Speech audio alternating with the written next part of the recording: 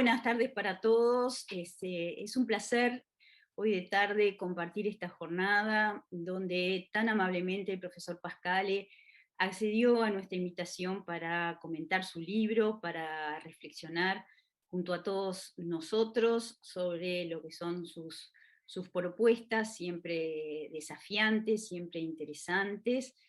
Así que realmente es un placer tenerlo hoy.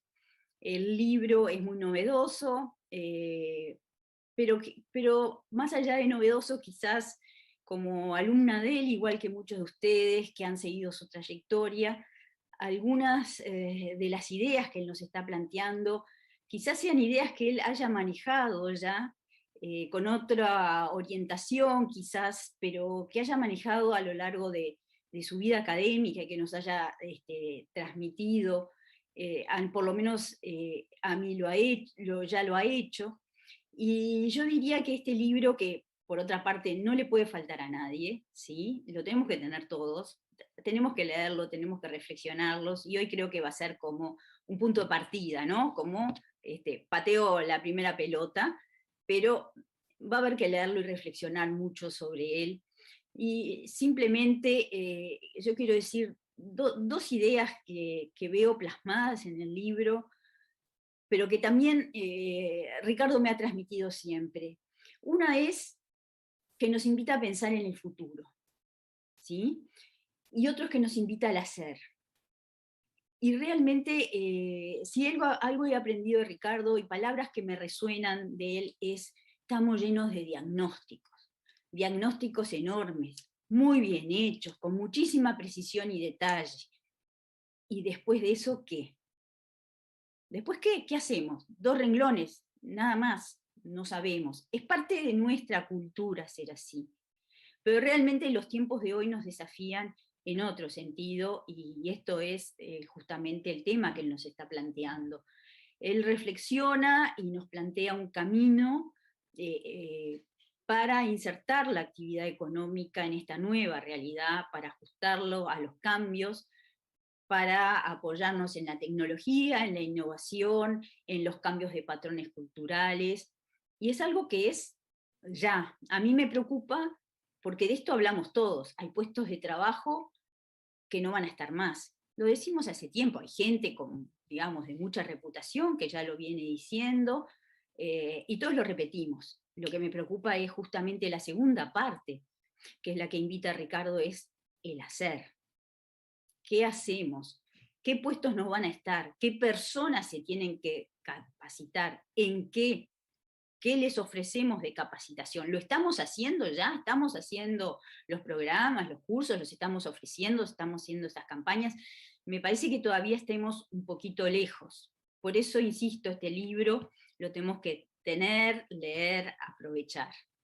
Ahora, no me escapa, y como supongo que el decano también, como miembros del cuerpo docente de esta casa de estudios y como miembro de todo este grupo, yo diría que desde el lado académico también nos sentimos interpelados por lo que plantea el profesor Pascale. También tenemos que enseñar de otra forma, también tenemos que rever los contenidos, ¿sí? Y bueno, y en ese sentido yo quiero anunciarles que pretendemos, desde un humilde lugar, pero que nosotros valoramos muchísimo, es lanzar este año una materia dentro de la maestría en finanzas, pero abierta a todos los que quieran participar, que va a abordar el área de las finanzas sostenibles o sustentables, como se le quiera llamar. ¿Y por qué estamos haciendo esto? Porque el tema de las finanzas sostenibles ya podemos encontrar antecedentes desde mucho tiempo atrás, en particular con los avances que ha venido haciendo las Naciones Unidas en distintas conferencias, en distintos eventos, promoviendo ya hace unos años la responsabilidad social y demás. Pero a partir de la crisis 2007 y 2008 queda clarísimo que las decisiones de inversión basadas exclusivamente en las variables riesgo y rendimiento, y como nosotros mismos hemos enseñado en la facultad, son los dos parámetros de las finanzas, bueno, eso ya no alcanza más. ¿Mm? Las decisiones basadas en rendimiento ajustado por riesgo, ¿sí?, son insuficientes. ¿Qué es lo que tenemos que hacer? Tenemos que incorporar a esas variables los impactos que esa actividad económica genere tanto en el capital social como en el capital natural. Esto es, las finanzas adquieren una dimensión mucho mayor, ya no es un mundo de dos variables o de dos parámetros, ¿sí? Ya es un mundo mucho más amplio considerando las repercusiones de cada decisión en el ámbito social y el ámbito natural. Con lo cual el tema se hace bastante más complejo, con lo cual pateamos un poquito la teoría del portafolio, el Capital Asset Pricing Model, lo empujamos a nuevas instancias, algunas conocidas, otras por explorar, temas quizás difíciles, cómo medimos, cómo evaluamos decisiones sobre capital natural que tiene tanta interrelación difícil, cómo nos manejamos en un mundo de muchos indicadores, donde hay muchos esfuerzos, y por eso quizás haya muchos marcos de referencia, muchos indicadores. ¿Por qué? Porque hay muchos esfuerzos atrás, muchos esfuerzos que a nivel de distintas instituciones se van plasmando para apoyar en la toma de decisiones que entonces contemple en forma holística el capital financiero, el capital natural, el capital social.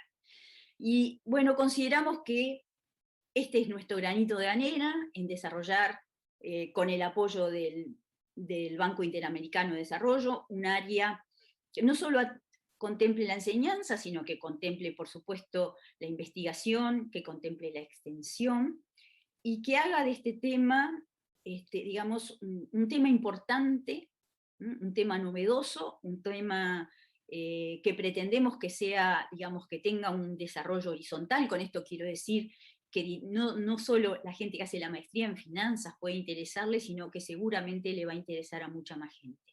Y les quiero decir que estamos encontrando en Uruguay muchísimas iniciativas, y mucho más de las que esperábamos, pero quizás estén dispersas. Quizás justamente, y lo que ha sido una idea del BID, y por eso tenemos el honor de lo que nos haya seleccionado para este curso, o para desarrollar esta área, es que hay que generar conocimiento. Y hay que generar conocimiento con rigurosidad académica, que es lo que pretendemos, pero también con un sentido final de aplicación práctica. Así que bueno, este es nuestro granito de arena en el sentido en el que Pascale plantea sus ideas en el libro. Los esperamos a todos, pero ahora vamos a disfrutar de su exposición, y después le podemos hacer preguntas y generar comentarios. Esa es la idea. Él quiso que fuera así, que fuera una instancia de reflexión, de intercambio. Pero bueno, antes de darle la palabra al profesor Pascale, señor decano, le toca a usted seguir con esta instancia. Gracias, Margarita. Bueno, y gracias obviamente al profe, como me gusta denominarlo, Ricardo. Tuve el privilegio no solamente de haber sido su alumno, sino también de haberlo tenido como presidente del Banco Central en mi época de desempeño allí, una época de una enorme riqueza, y algunos de los temas planteados, algún tema planteado precisamente en el libro como idea, creo que están fuertemente inspirados en procesos de ese tipo. Además del agradecimiento, me interesa destacar que el libro que el profe nos va a presentar, desde mi punto de vista, está escrito en clave universitaria, en el sentido de que resulta altamente didáctico, en un lenguaje de fácil comprensión para la amplia mayoría de la ciudadanía, digamos, que nos invita a reflexionar en un momento muy fructífero. Venimos de casi un año y medio de pandemia, que ha puesto en tela de juicio muchas de las creencias y comportamientos a los cuales estábamos acostumbrados, y nos obligan además a pensar en cómo elaborar propuestas para el futuro en el Uruguay y en el mundo además. Hoy estamos acostumbrados a la transmisión en línea, en directo prácticamente, digamos, de la evolución de la pandemia en el mundo, y los enormes desafíos que se están planteando en ese sentido, que transforman nuestras formas y estilos de vida, y por lo tanto las formas de producción, de creación de valor, generando efectos positivos y negativos, riesgos, oportunidades, desde el punto de vista social y económico, indudablemente. En ese sentido, el profe nos plantea algunas ideas, algunos puntos de vista, propuestas, nos invita a la construcción de una agenda, y obviamente la agenda que el profe plantea necesariamente está basada en innovación, en ciencia, en tecnología, en desarrollo.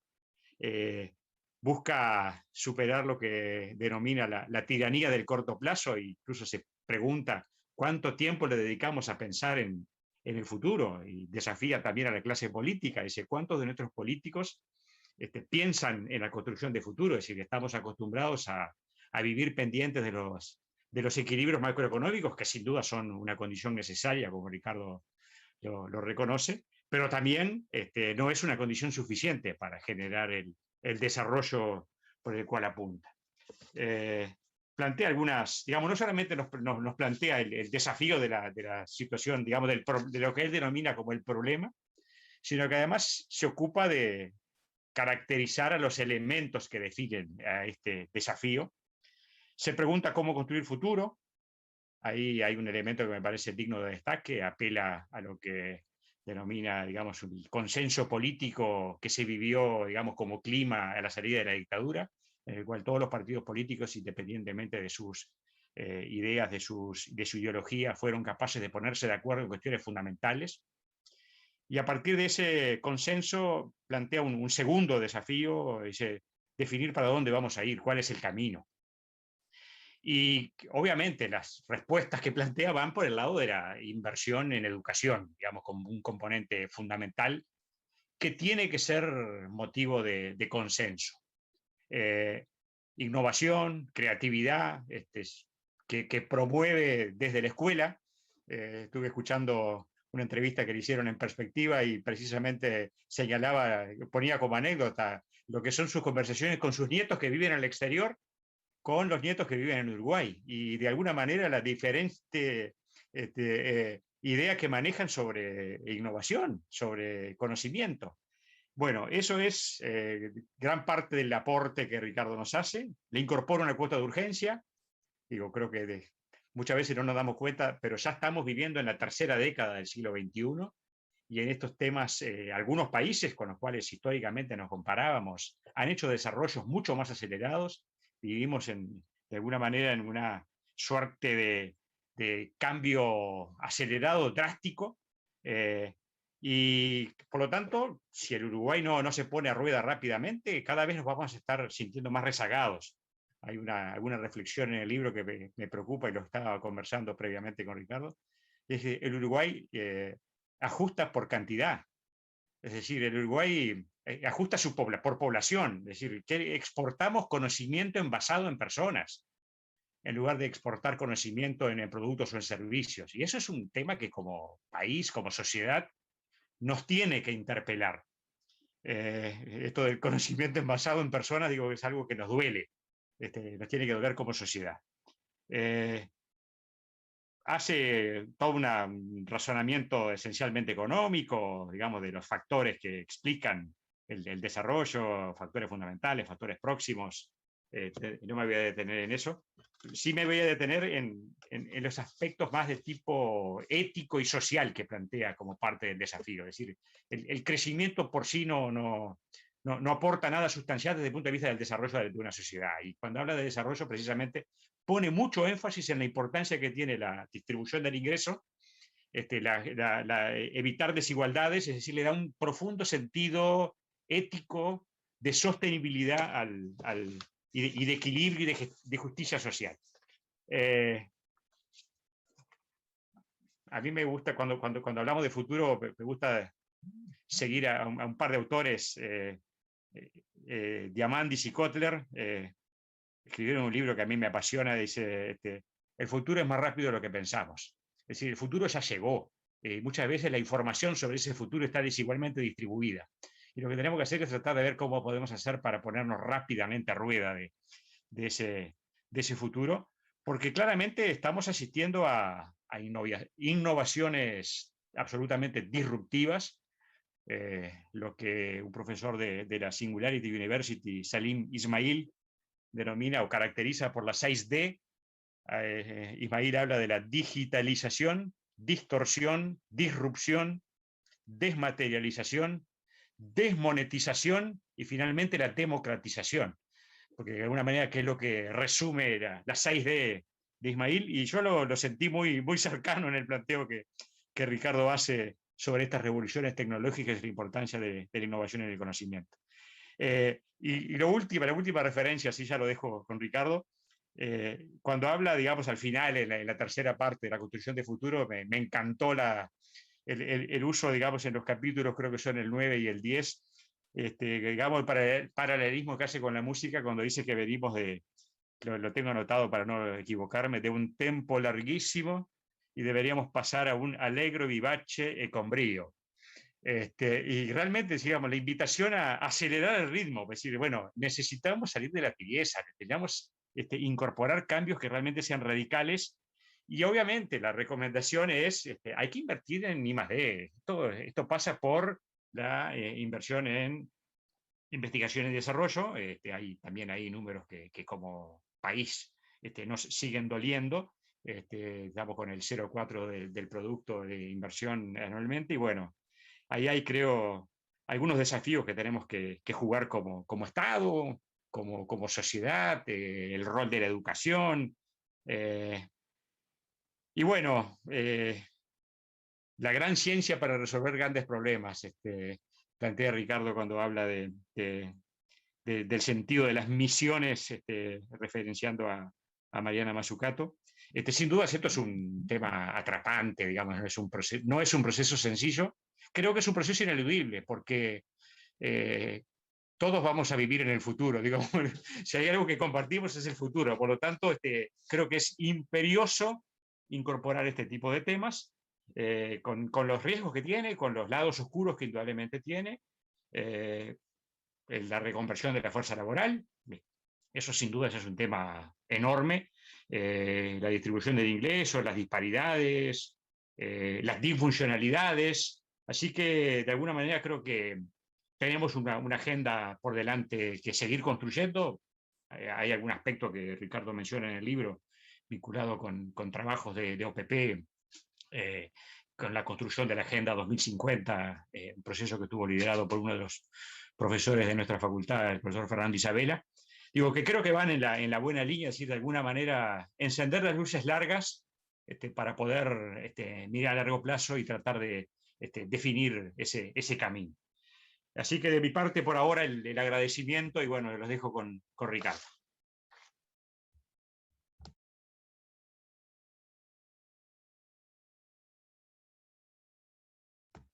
Estás en silencio todavía, Ricardo. Debes activar el micrófono.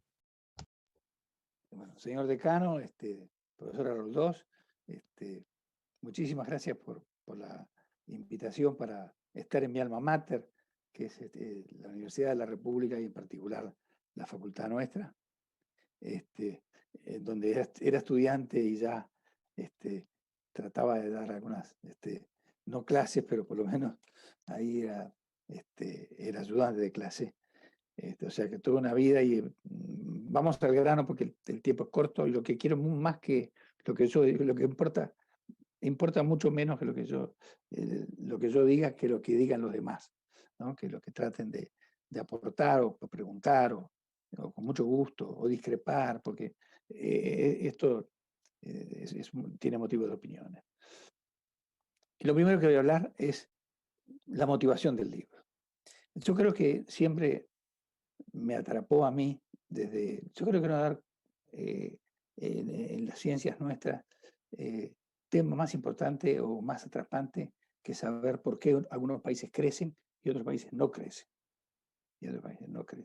Algunos países están desarrollados y otros países no están desarrollados. Esa es una de las primeras ideas que tengo, que me motivaron. En esto, en segundo lugar, yo diría, fueron las ideas que nos enseñó cuando yo era estudiante un querido profesor que se llamaba Mario Bucheri, una bella persona y un gran profesor, que daba historia del pensamiento económico, y ahí mencionaba a Schumpeter y las ideas de Schumpeter ya desde el año 1911, cuando tenía 28 años, en su libro Teoría del Desarrollo Económico, que estableció que básicamente no hay un país que crezca si no tiene empresarios innovadores. Y toda la teoría de Schumpeter. Ese fue otro gran motivador. Un tercer motivador que fue muy importante, que tiene que ver con una experiencia. Yo me acuerdo que estaban en el banco en la época que el señor decano éramos compañeros, a la salida de la dictadura, un periodo muy difícil. Entre las tantas cosas complicadas que teníamos la deuda externa. Y bueno, en un determinado momento no salía la deuda, no se podía arreglar si no incorporábamos unos 500 millones a dólares de hoy de bancos que no fueran los bancos acreedores que teníamos. Los bancos eran 150 bancos. Dijeron, bueno, si traemos 500 millones de dólares y arreglamos ciertas cosas, ahí vamos a mejorar muchísimo y hacer mucho más blanda la situación de la deuda externa.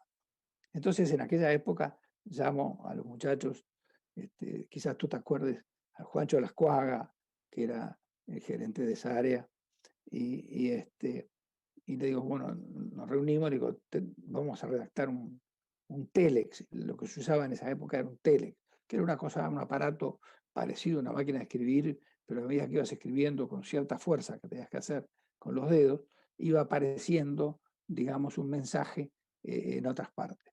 Hicimos una selección de bancos y se los mandamos. Bancos que no conocíamos, no teníamos la mínima idea, no trabajábamos con ellos, pero ese era el juego de las exigencias en esta negociación. Enviamos todo esto y viene este director del área internacional y me dice, Ricardo, a los 15 días más o menos, ¿sabes una cosa? Hay un banco que pone 250 millones, la mitad. Quedó muy sensibilizado con Uruguay, la mitad. ¿Y quién es el banco? ¿Qué banco es ese? El Postipanqui. Podrán comprender ustedes que no teníamos la más remota idea de quién era el Postipanqui. Lo voy a hacer corto esto. En finlandés sería la caja de ahorro postal de Finlandia en aquella época.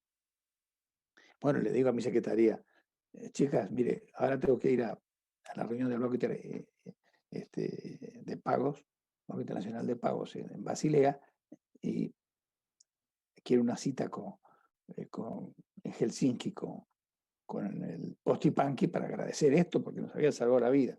Después cambié, incluso vino un banco del África Occidental, un banco de África, nos puso también una cifra. Entonces yo rehice el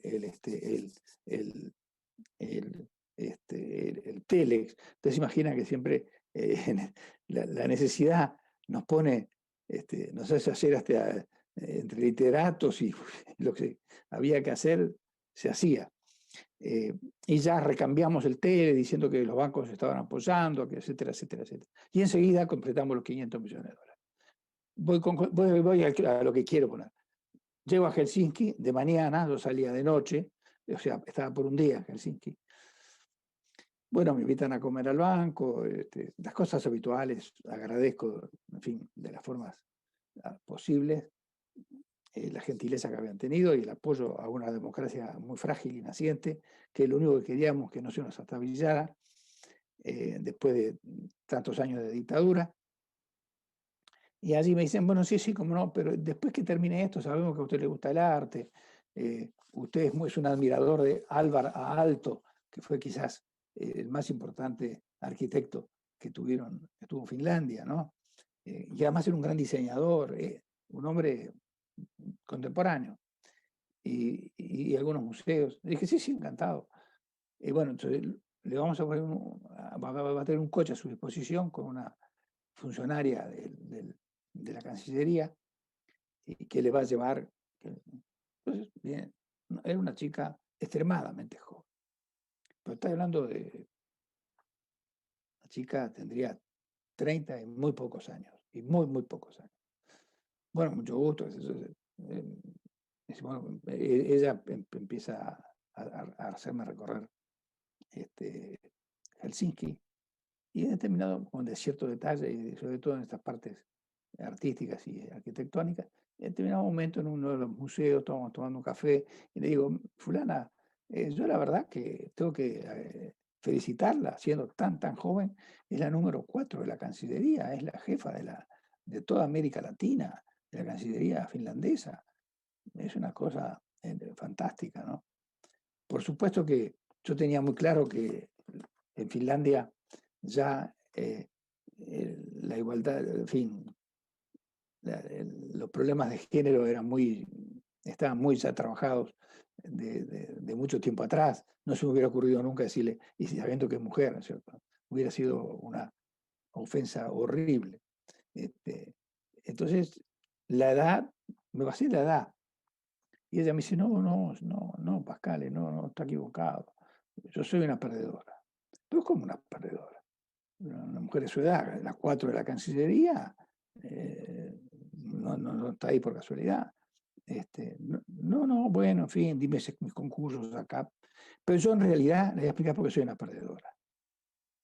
Les cuento esta historia porque esta historia cambió mi manera de ver el mundo, y ahí me di cuenta que yo estaba mirando con unos lentes o que estaban mal calibrados o eran lentes oscuros, muy oscuros, en fin, que estaba mirando otro mundo que el mundo que era. Y entonces, y le digo, ¿y por qué una perdedora? Y porque acá la facultad a la cual tenemos que dar un examen de ingreso, más importante, es la facultad de educación, donde se preparan los maestros, los profesores, etc. Entonces, perdí el examen, por poquito, me dijo, de ingreso.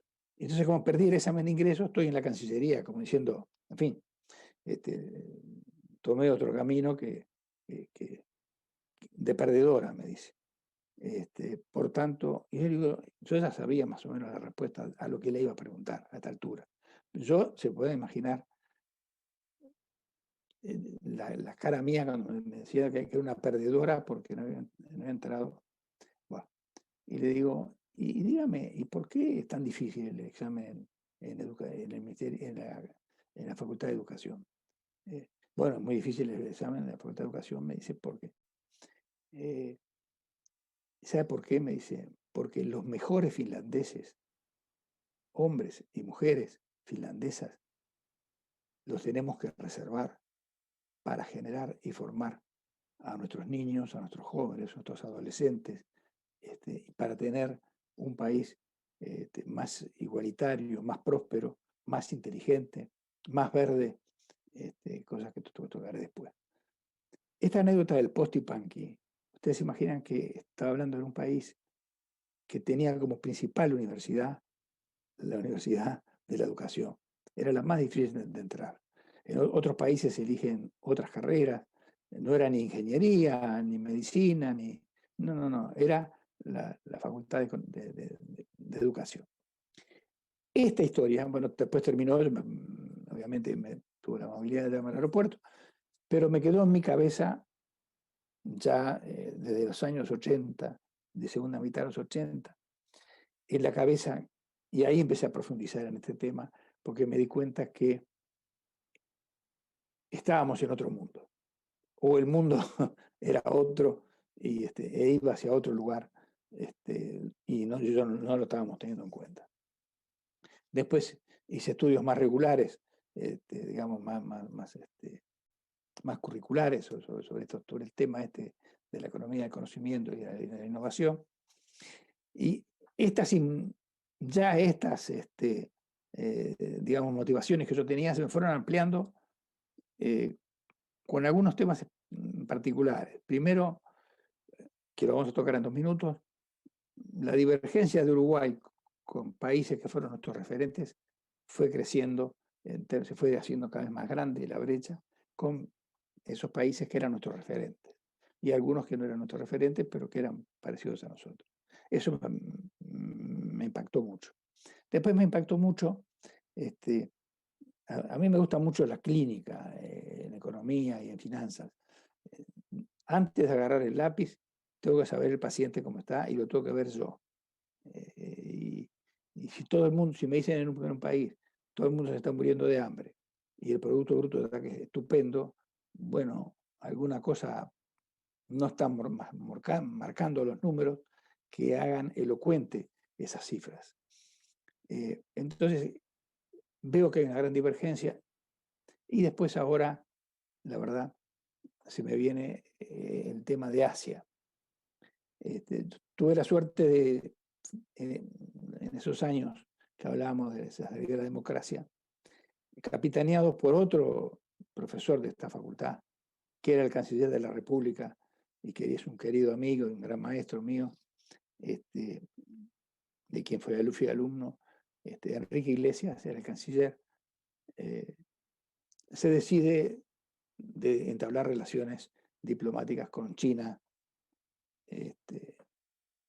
y en ese momento teníamos relaciones diplomáticas con Taiwán. Había 8 países, unos países rarísimos, Paraguay y Uruguay, que nada más tenían relaciones con Taiwán, y el resto del mundo, empezando por los países más importantes, tenían relaciones con China. Iglesia, con la visión que siempre tuvo, y las autoridades, y los líderes, los liderazgos políticos de la época, entendieron esto. El lobby que hacía Taiwán, tenemos que hablarlo, era enorme. Las veces que me invitaron a ir a Taiwán, y yo explicándole al señor embajador digamos, con la delicadeza que el caso impone, pero con la claridad también que el caso impone, le decía que tenía muchas cosas que hacer, y cada vez que viajaba porque teníamos muchos problemas, y la verdad que no tenía tiempo, pese a que, en fin, reconozco que Taiwán debe ser un país muy hermoso. Sin embargo, los viajes a Taiwán eran lo normal, en un espectro, digamos, de la vida nacional. Entonces, ahí reanudamos relaciones con China. Y bueno, como yo era uno de los que apoyaba, digamos, las relaciones con China dentro del espectro del gobierno, tuve a mi cargo manejar ciertos aspectos de la negociación económica con China. Yo no les puedo decirlo, estamos hablando de hace 39 años, cuando renovamos las relaciones. Lo que es negociar con el presidente del Banco Central de China.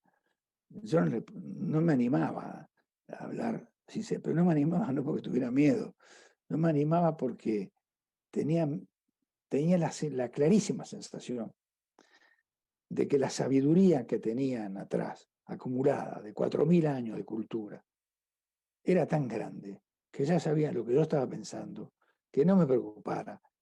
La preocupación nuestra, ¿cuál era? Romper relaciones con Taiwán, que nos compraba una determinada cantidad de cientos de millones de dólares, y que China no nos comprara eso. Yo no le puedo decir en una negociación a un jerarca chino de altísimo nivel, oiga, no sé, nada, no le dije. Entonces yo volvía de China y le dijiste, ¿está aclarado eso? No está aclarado porque no me animé ni a plantearlo. Bueno, tuve que ir 2 o 3 veces, ahí empecé a conocer la cultura china y ahí empecé a entender, y ahora tuve que volver en el año 19, volví acá en diciembre del 19, poquito antes ya seguramente estaba empezando a desarrollarse la pandemia, la epidemia en China, del coronavirus actual, y me encontré con una China, digamos, con unas características imponentes, de trabajo, de capacitación, de tecnología, de una mirada al futuro. Cuando hablo con ellos, les digo, bueno, ¿y cómo ven todo esto? Bueno, depende. Estaban en nuestra visión de 200 años, ¿Y qué pasa? Después me fui metiendo más en este tema de Asia. Entonces,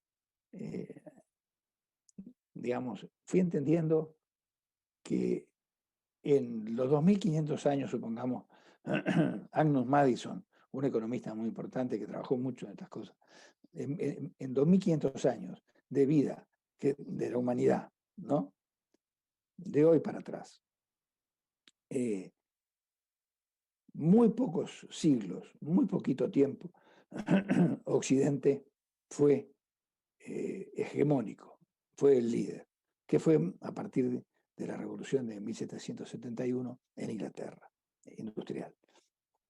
Después, la mayor parte del tiempo, siempre fueron, digamos, los países hegemónicos fueron Asia.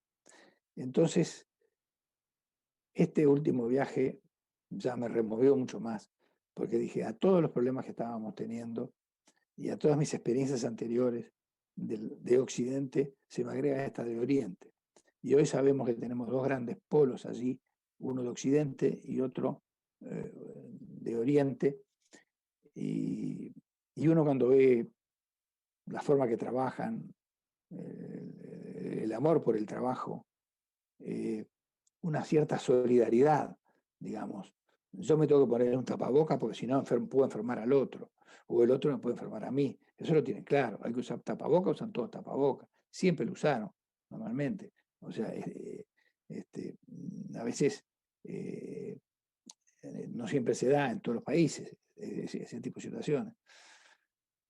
En suma, cuando llego a la conclusión mía y de los estudiosos profundos de Asia, que así como el siglo XIX fue un siglo europeizante y el siglo XX fue un siglo americanizante, el siglo XXI es un siglo de Asia.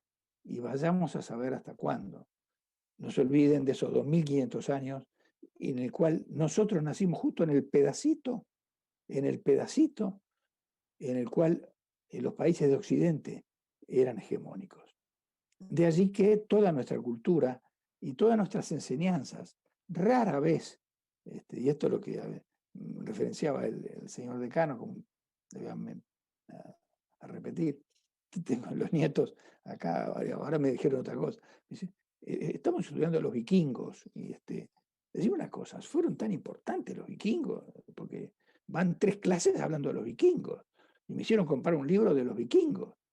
Bueno, en fin, y después hablo por teléfono con los otros que están en Madrid, me dicen, pero viste, muy claritos de que Asia, digamos, va tomando un poderío enorme, digamos, y que va a ser muy difícil, digamos, para los países de Occidente, digamos, seguir manteniendo una hegemonía. Ya hoy, solo China, dentro de Asia, no hablemos de Corea, de Japón, solo China ya tiene un producto en paridad de poder de compra, no un producto per cápita, un producto global, más grande que Estados Unidos. Genera 3 veces más PhD y científicos de alto nivel en ciencias básicas que Estados Unidos. Entonces, Estados Unidos todavía tuvo un presidente, no sé cómo llamar, digo, muy particular, digamos, ¿no? Que termina de perder las elecciones. Y bueno, le dejó 5 años más a China. No tienen idea lo que son 5 años para China, 4 años más este año que tiene el presidente Biden para arreglar las cosas, para tratar de arreglar algunas cosas. De manera que ese fue el último motivador. Digo, si este país no se pone a pensar, y también fueron motivadores, voy a ser franco, una vez estando en Siena, salí a la Universidad de Siena, salí a comer con unos profesores y me miran y me dicen, Ricardo, ¿y tu país para dónde va? ¿Cuál es el rumbo que tiene? Y bueno, yo después de decir, bueno, es un país de gente moderada, de gente educada, que no tienen pretensiones, digamos, de grandes alardes. Tenemos buena carne, hacemos lindos asados, en fin. Y estos me miraban como diciendo, ¿y cuándo vas a empezar a hablar en serio, no? Te entendemos que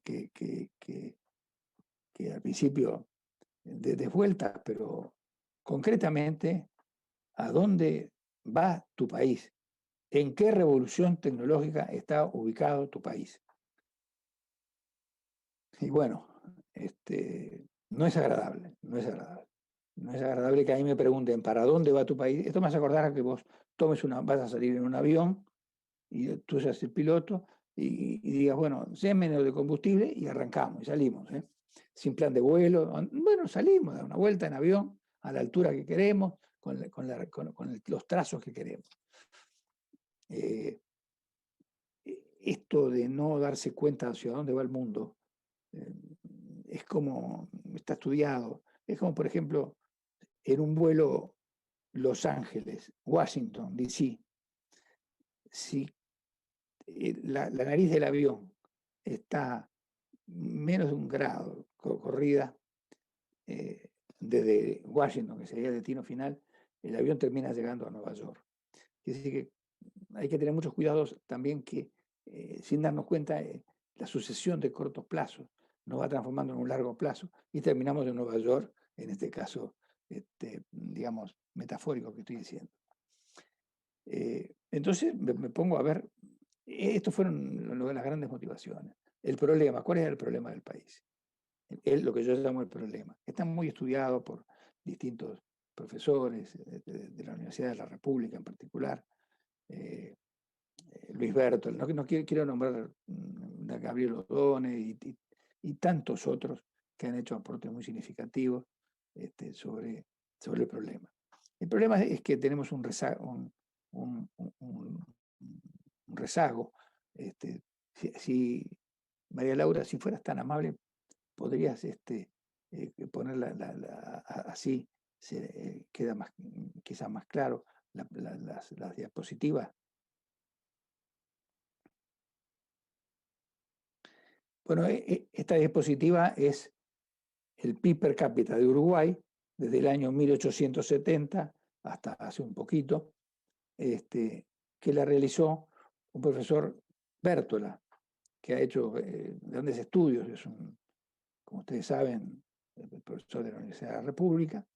Y fíjense la trayectoria de Uruguay, no vale la pena, digamos, es un trazo, es un plano inclinado, descendente, clarísimo. Estas cosas, o sea, fuimos bajando y bajando y bajando en comparación con otros países. Pasamos a la otra diapositiva. María Laura, si fuera tan amable.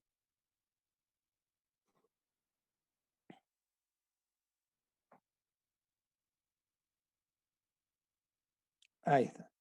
Entonces, en el año 50, acá que tenemos años en las abscisas y en las ordenadas tenemos producto per cápita. Si vamos al año 1950, Uruguay, que la que está marcada en azul, tenía un producto similar o superior en el orden con Francia, Italia y España. Hoy día nos fuimos separando. Una cosa quiero que miren, la gran divergencia que empieza a aparecer a partir de los años 70, aunque puede aparecer antes, pero se hace más pronunciada en los años 70. Pasemos a la otra diapositiva. Estos son con 3 países en los cuales casi todos nuestros apellidos vienen de ahí. Pasamos a la otra. Acá tenemos Uruguay con algunos grandes países, obviamente la divergencia de la brecha que se va creando entre el producto per cápita de Uruguay en paridad de poderes de compra en dólares constantes del año 2011 es muy grande. Pasamos a la otra. Eso es América Latina, aproximadamente, digamos, como ven, sube uno, baja otro, pero si uno lo tuviera que mirar, es un gran trazo, muy similar, con momentos de auge o de caída de algunos de ellos, pero en general siguen un tratamiento. Y ahora vamos al último, que fue lo que más me preocupó.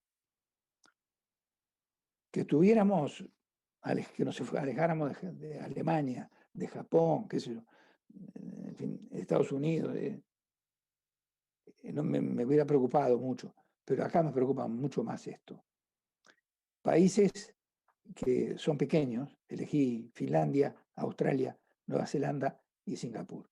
Singapur es el celestito este, yo lo sacaría porque Asia es muy complicado. Singapur integra esto que le estoy diciendo de Asia. Fíjese cómo pasó a Uruguay y a todos y siguió para arriba. Pero también si miramos, está Australia, Finlandia, Nueva Zelanda, países que tienen 5, 6, 7, 8 millones de habitantes. Finlandia con 6 meses de nieve, pero no nieve de 10 centímetros, sino nieve de 1 metro. Perdón. Y Australia y Nueva Zelanda. Países que incluso algunos de ellos tenían una dotación de recursos naturales similar a la nuestra. Entonces, ¿cuál es el primer punto? El problema que toca el libro, que lo toca como, ¿por qué? Digamos, además de esas motivaciones, ¿cómo arrancamos esto? Bueno, arrancamos con un rezago comparado y una creciente divergencia con los países que fueron nuestros referentes durante mucho tiempo. Nosotros tenemos un problema educacional que yo lo sufrí cuando fui a Estados Unidos, y el señor decano hacía alguna referencia a eso. Era que nosotros, toda nuestra educación está destinada, o básicamente destinada, no toda, pero básicamente destinada a analizar los problemas, a diagnosticar los problemas. Y el final, cuando después que planteamos un gran problema, a veces en forma elegantísima, es difícil encontrar, decir, bueno, y para este problema, las soluciones son estas 3 o 4 que se elegirán, las que se deseen, ¿no es cierto? Es como si uno fuera un médico, el médico le hiciera un gran diagnóstico, muy elegante, y después le dice, y doctor, que no sé, hasta luego, habría que hacer otros estudios, mirar, en fin, ver. O sea,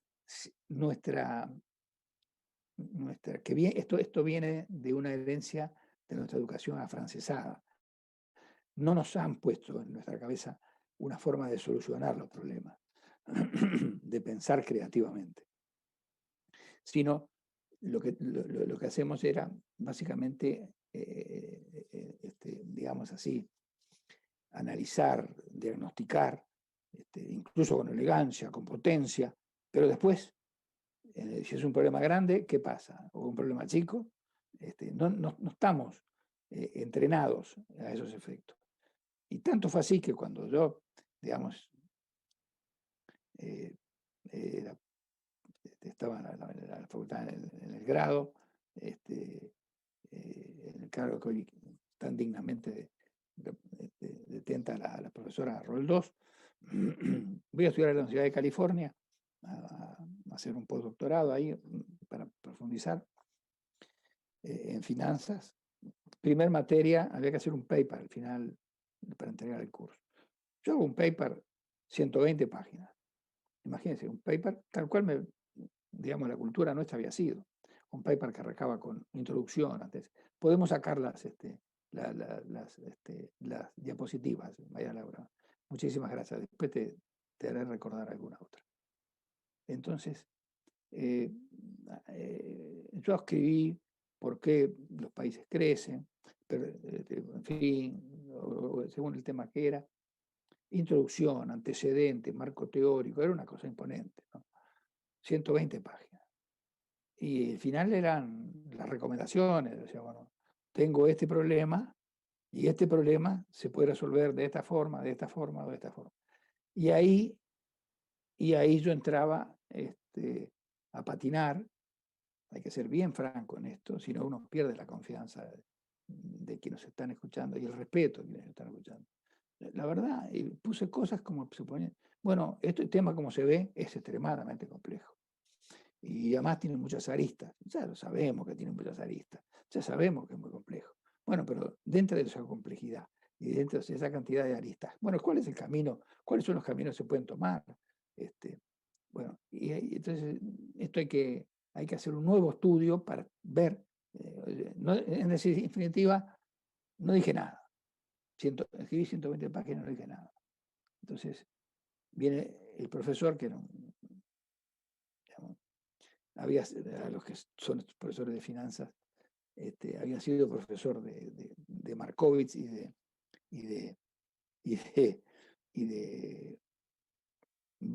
William Sharp, del KPM. Me llama después, aparte. Dice, Ricardo, quiero hablar contigo. Sí. ¿Viste que escribiste 120 páginas? Sí. ¿Viste que no dijiste nada en las 120 páginas? Sí. La verdad, sí. Dije, claro, mirá que no es un problema. Sabemos que tú te educaste así, te educaron así, a leer una cantidad enorme de páginas, desarrollando el problema, estudiándolo de los distintas aristas, haciendo interpretaciones, y después, frente al arco, no hacemos el gol. Entonces, me dice, ¿vos sabés en cuánto escribió Albert Einstein la primera versión de la teoría de la relatividad? No, conozco ligeramente la teoría de la relatividad. ¿No? Yo a esa altura estaba, viste, y me dice, bueno, la escribió en 13 páginas. Entonces yo lo único que te pido, Ricardo, que de aquí en adelante, por más complicada que sea el problema que tengas, 2 cosas te voy a pedir. Que no pase de 10 páginas y que digas una solución. Que hagas un aporte. ¿Cuáles son tus hallazgos y cuáles son los aportes para resolver ese problema? Esa enseñanza no me la olvidé nunca más. Y a mí me gusta que mis alumnos discrepen, tengan ideas distintas, tengan otra, en fin, otra manera de pensar. Qué cosa más linda, digamos, de ver gente que está fermentalmente tratando de a uno decirle las cosas. Vamos entonces, si este es el problema, ¿qué ha pasado? ¿Por qué no crecíamos? ¿Por qué nos fuimos distanciando? Y otros fueron avanzando mucho más. Y muy brevemente, porque por supuesto, después están las preguntas y no puedo agarrar el libro. En la época que yo estudiaba, básicamente el crecimiento o el desarrollo se explicaba básicamente por el capital, por el trabajo y por los recursos naturales. Todo esto fue muy lindo hasta que a mediados de los siglos 50, en particular, es más famoso, digamos, pero fueron 2 realmente economistas, Robert Solow, que había sido en Harvard alumno de Schumpeter, que se había venido de Austria y había tenido 4 o 5 años clases con él, pero a él le dirige la tesis a Robert Solow, Vasily Leontiev. No sé si se acordarán de Cuentas Nacionales, que fue uno de los creadores de algunos aspectos, como la matriz insumo-producto, etcétera. Trabajó en ese tipo de tareas, que después fue premio Nobel de Economía, como todos ustedes saben. Entonces, Leontiev, que le dirigía la tesis, empiezan a estudiar cuáles son los factores. El problema de la tesis era por qué crecen los países, cuánto aporta el trabajo, el capital, cuáles son los factores importantes. Y oh sorpresa, llegan a la conclusión de que enormemente, no se trata de entrar en tanto detalle acá, sino ir a la sustancia, le dio que la enorme mayoría del crecimiento no se debía ni al capital, ni al trabajo, ni a los recursos naturales. No sabían a qué era, no sabían qué era. Entonces Leontiev le dijo, y vamos a poner progreso técnico. Ese progreso técnico es hoy en día lo que conocemos como conocimiento, innovación, productividad, o sea, y vendría a estar representado por lo que, siguiendo la contabilidad del crecimiento, digamos que es una estrategia para poder llegar a esto, por la productividad total de los factores.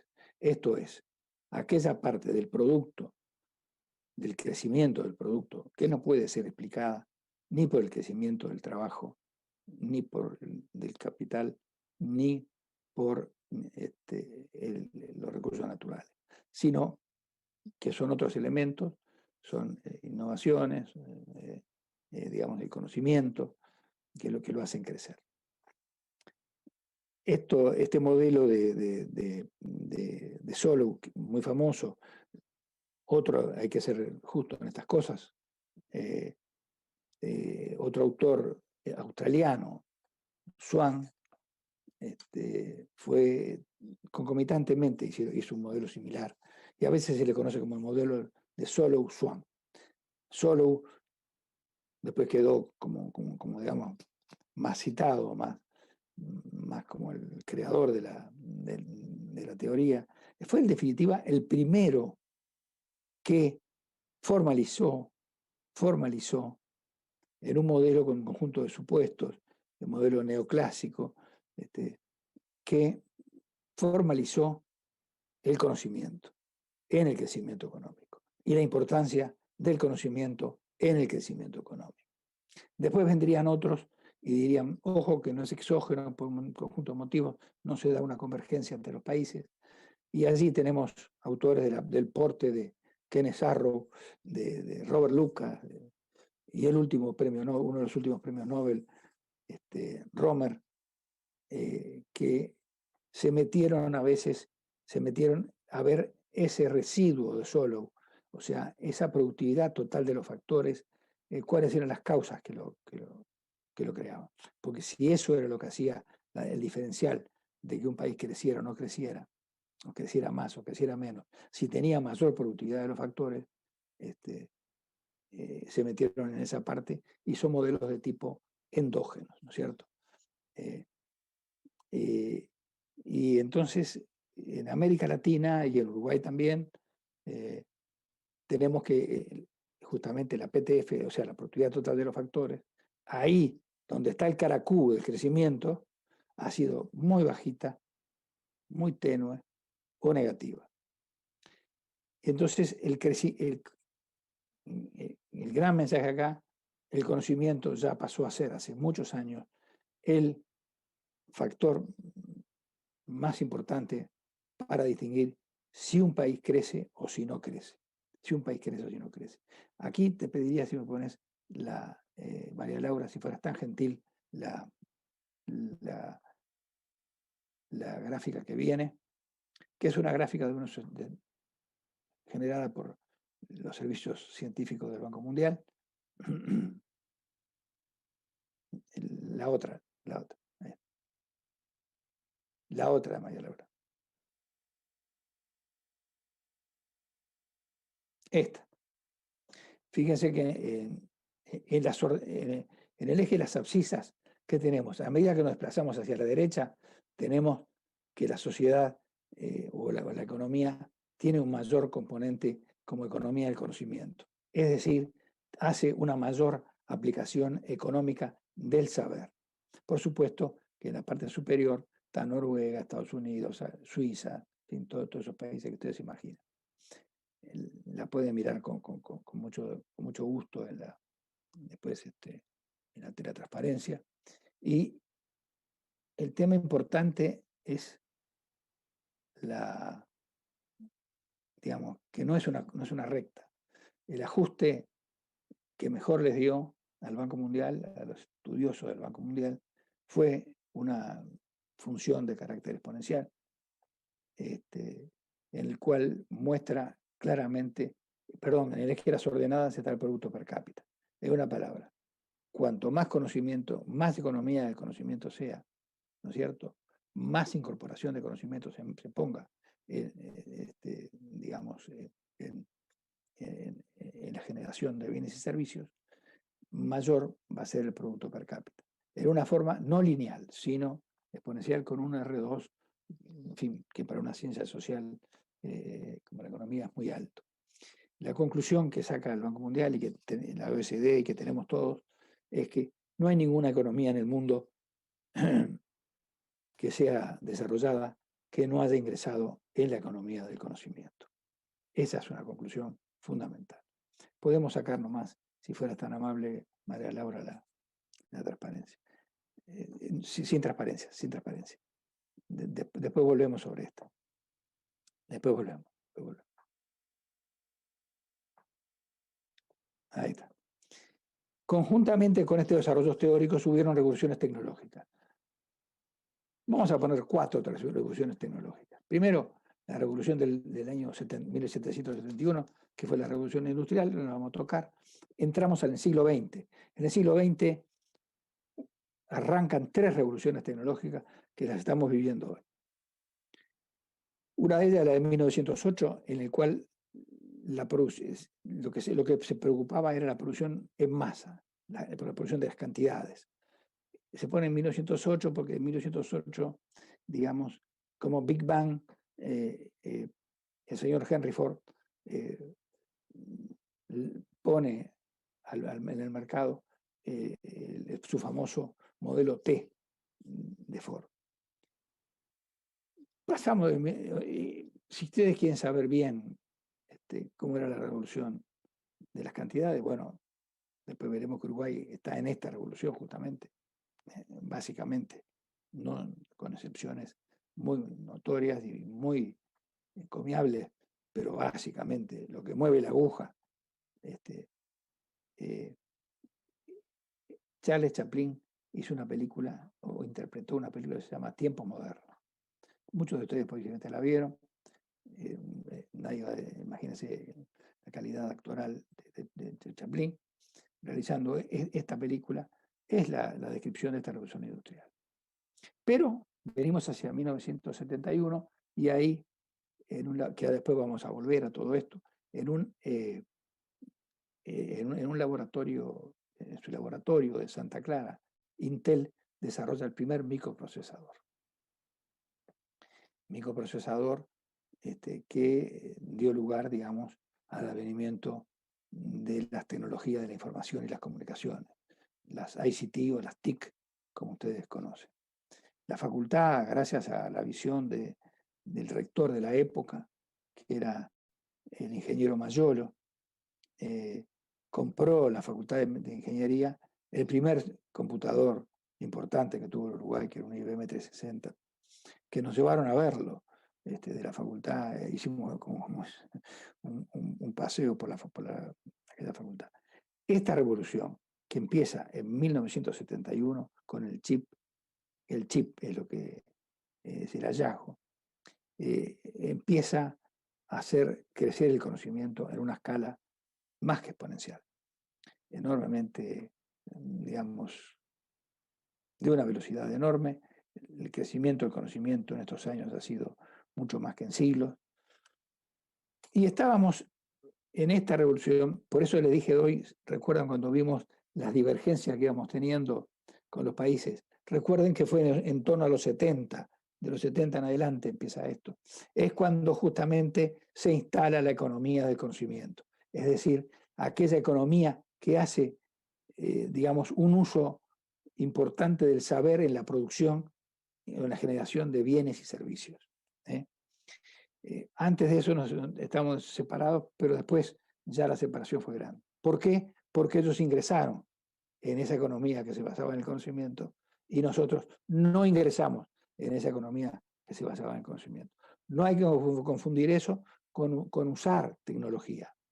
O sea, uno puede usar un computador que pertenece a esta revolución tecnológica o un PC poderoso, etcétera, etcétera, pero lo usa de repente para usos administrativos, contables, para usos sociales, digamos, se manda un mail, en fin, todo ese tipo de circunstancias. Pero con eso no aumentamos el crecimiento, el conocimiento.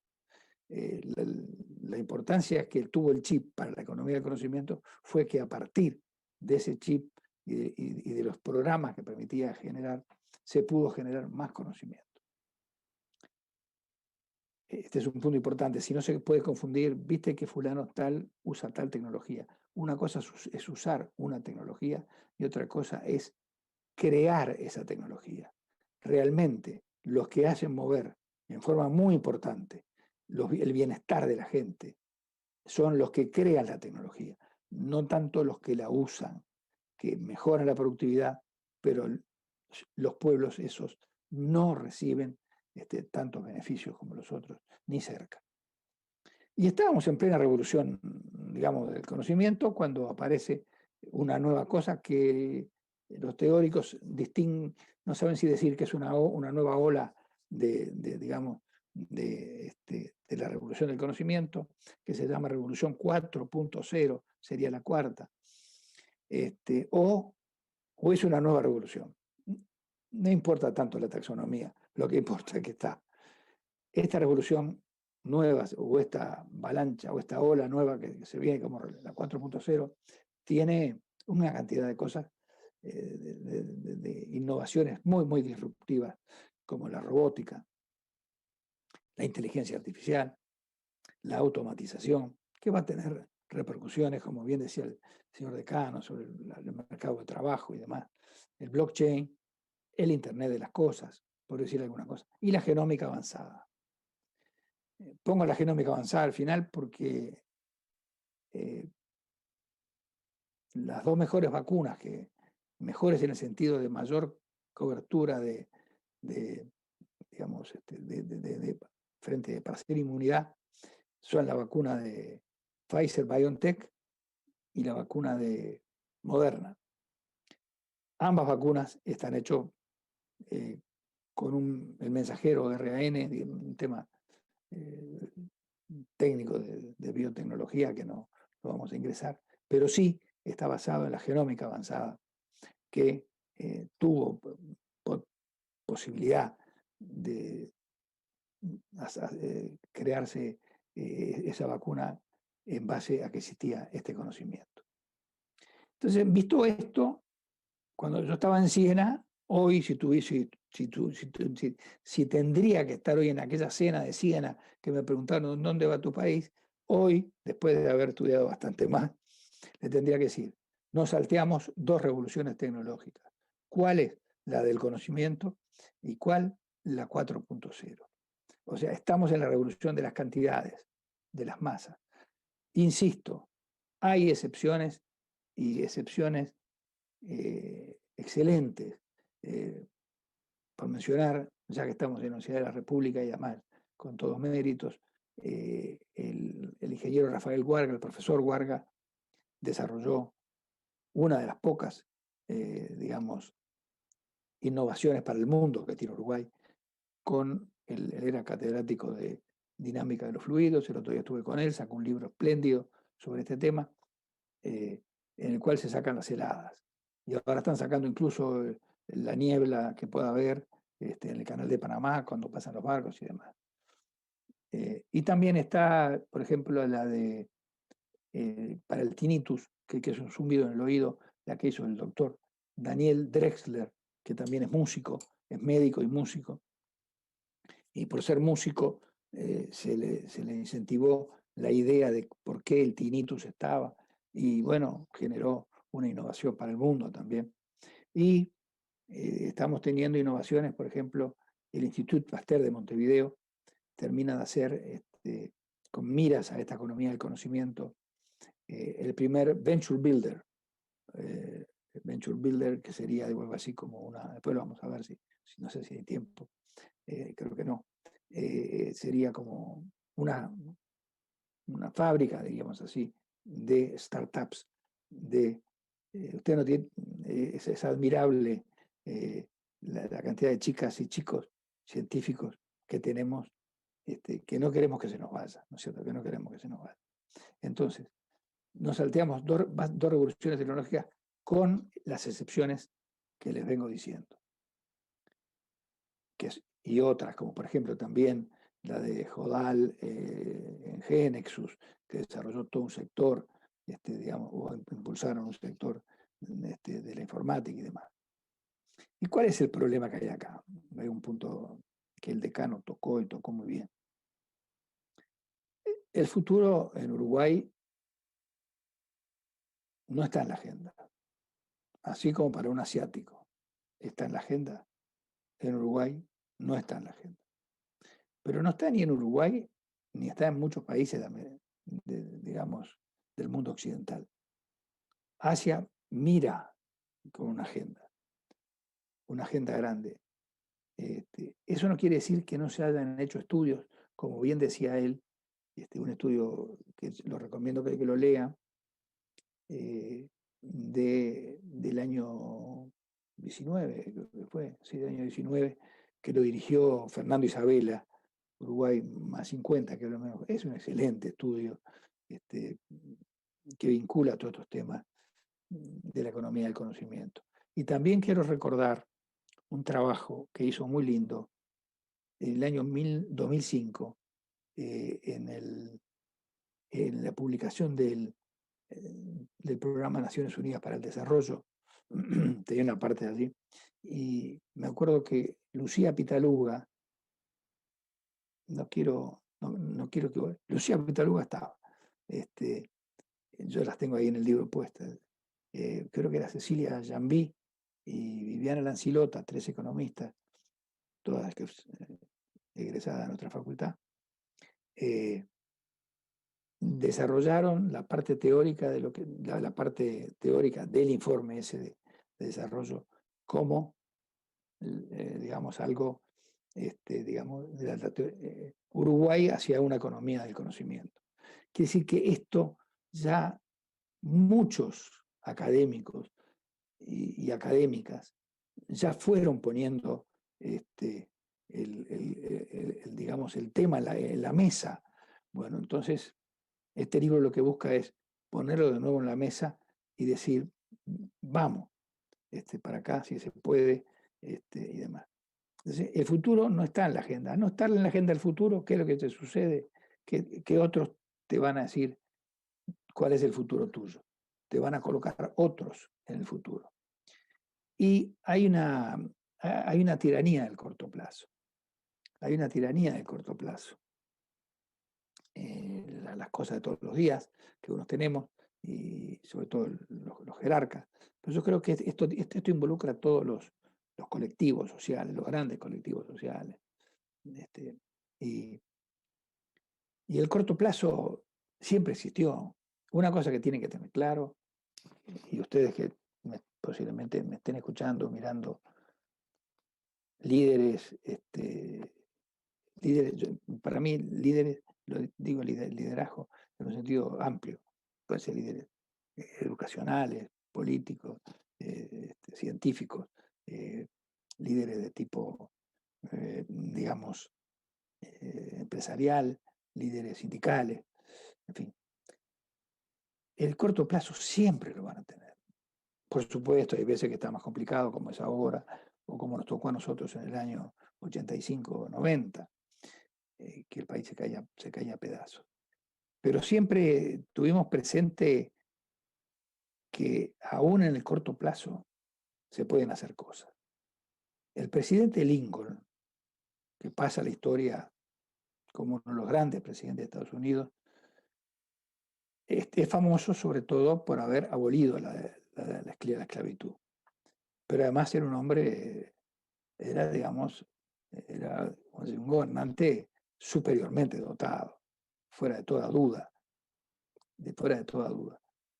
Entonces, en plena guerra, si se habrá corto plazo ahí, en plena guerra de secesión, él era el presidente, y a él había perdido la batalla de Fredericksburg, y no estaba bien en la guerra, y en el año 1863, siendo presidente, en el medio de la guerra de secesión, crea la Academia Nacional de Ciencias de Estados Unidos.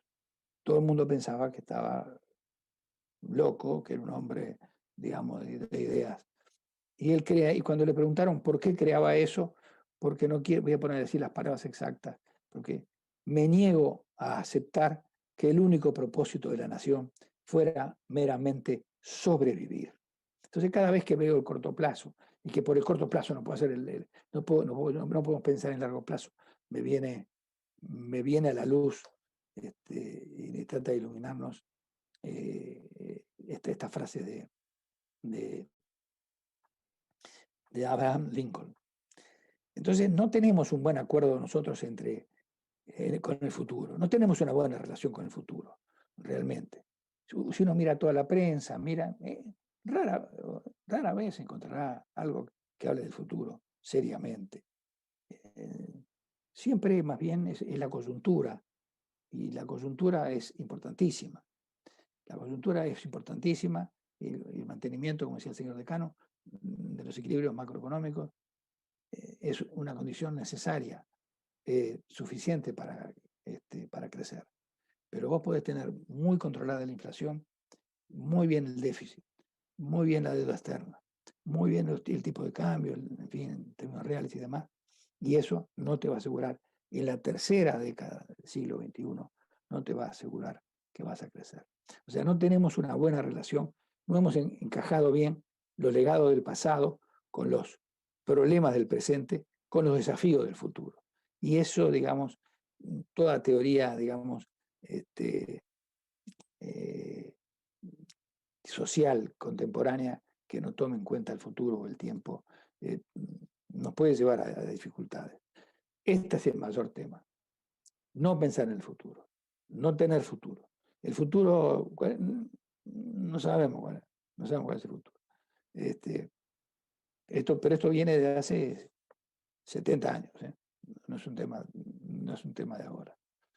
Entonces ahora nos enfrentamos, si este es el problema, y en el medio se fue desarrollando el conocimiento, la innovación, es decir, la creación, digamos, la explotación exitosa de una nueva idea, no solo una nueva idea, sino que la idea se pueda llevar a la práctica, que va a mejorar la productividad, y en particular esta productividad que me preocupa tanto, toda la productividad, la de los factores, pero también sobre todo la productividad total de los factores, que esa es la que realmente puede llegar a ser más la diferencia. Entonces, planteado acá, miro el futuro en el libro, trato de mirar el futuro, digo, bueno, a Uruguay, ¿cuántos caminos tiene? Tiene 3 avenidas. Una de ellas la descarté. ¿Cuál era la que descarté? La de que tuviéramos una gran eclosión o un gran problema y que el país, digamos, entrara en una vorágine de crisis muy aguda. Esa la descarté. Entonces tomé 2. Una es la de, digamos, es la de un país que yo le llamo larguísimo, que sería el tempo. El tempo es, digamos, es el ritmo con que lleva la música. Larguísimo es el más lento de todo. Y es que en un país en el cual en los próximos 10 o 15 años no pase nada radical, no pase nada disruptivo, ni favorable ni desfavorable, persistirán las tendencias que vemos hoy.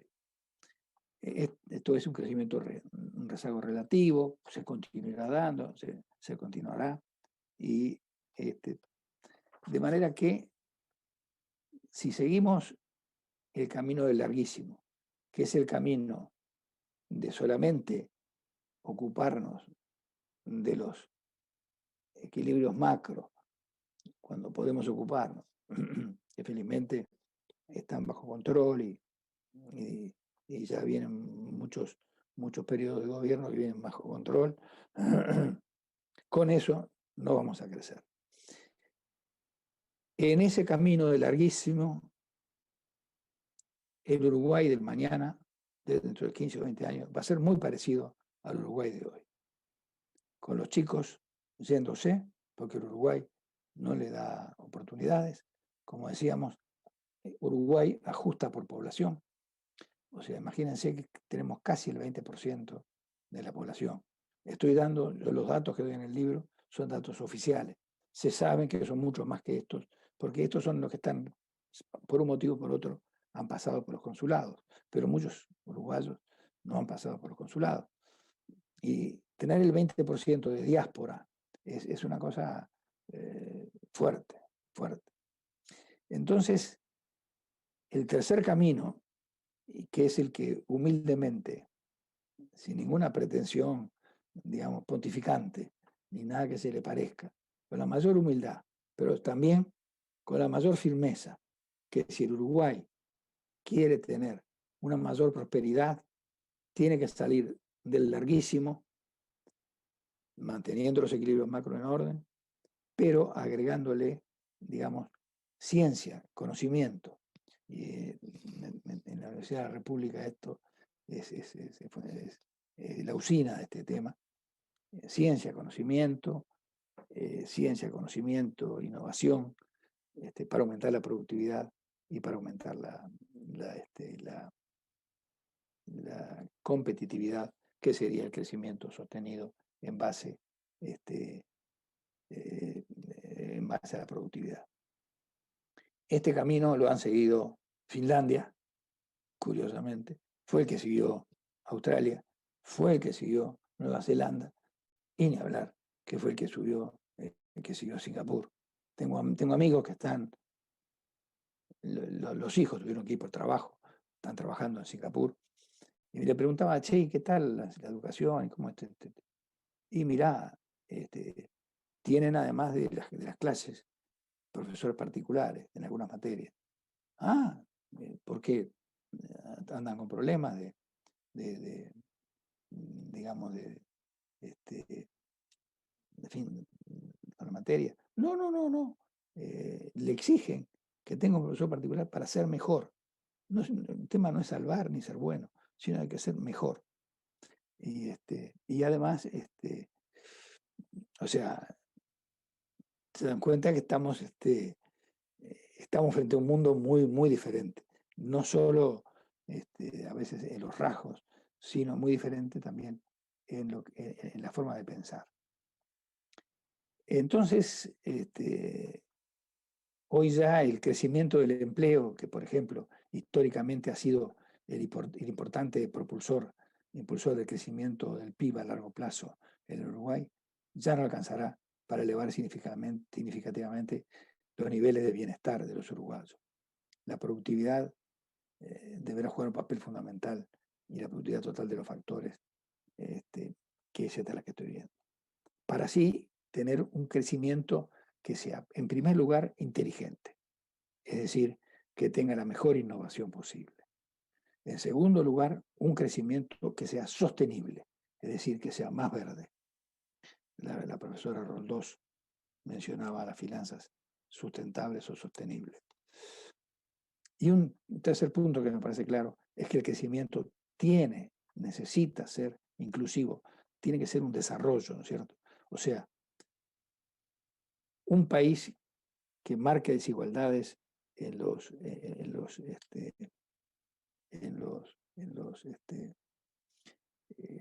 habitantes no va a tener buen futuro. No va a tener buen futuro. O sea, digamos, la buena distribución de la riqueza tiene que ser uno de los grandes puntales, así como el verde y como el inteligente que estábamos mencionando del crecimiento. Después el libro entra en algunos elementos esenciales para la construcción de una economía del conocimiento, como es una sólida voluntad de los colectivos que tenemos que tener. Esto no se hace con que algunas personas opinen y opinen en esta forma, sino que se hace si existe, es como la vacuna, no alcanza con vacunar, digamos, una parte de la ciudad o un barrio, sino que hay que vacunar al país, y se está vacunando a todo el país en este momento. Bueno, porque esa inmunidad colectiva, que en este caso sería esa toma de conciencia de que el conocimiento, de que la creatividad, que la innovación van a ser fundamentales. Bueno, tenemos que potenciar, por supuesto, la investigación científica. Estamos con 0,4. La verdad que es muy bajo como I+D del PIB. Pensemos que, bueno, países como a ver, vamos a ir a un punto alto. Israel tiene más del 4% del producto destinado a investigación y desarrollo. acá hay un tema muy importante que es el rol del Estado en todo este lío de la sociedad del conocimiento.